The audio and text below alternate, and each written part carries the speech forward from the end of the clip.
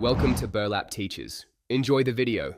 You begin by powering up the Omega Swatch and getting your phone ready. Charge to at least 50% and enable Bluetooth. The watch needs steady power and connectivity. Open the official Omega Swatch app and grant Bluetooth and location permissions so the app can detect nearby devices. On the watch, choose your language and enter pairing mode. Once done, tap the new device in the app and accept the pairing prompt. This establishes the secure link needed for settings and firmware transfers. Once paired, you configure profiles and synchronization. Select your user profile and set the time zone and units. This ensures readings match your expectations. Choose a watch face and customize widgets. These choices affect battery and data use.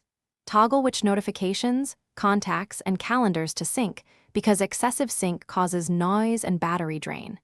Make sure to check for firmware updates. Download over Wi-Fi when prompted to get stability fixes and new features. After each change, confirm the watch displays updated content. Finish by validating core functions and handling issues proactively. You should test heart rate, accelerometer, and GPS so readings are accurate.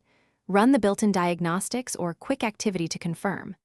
If syncing stalls or notifications fail, restart both phone and watch first. Often that clears caches and reestablishes Bluetooth. If problems persist, unpair and repair the devices, or as a last resort, perform a factory reset on the watch. Make sure you back up settings in the app before resetting to avoid losing custom configurations. Thanks for watching. Consider subscribing if this video helped you.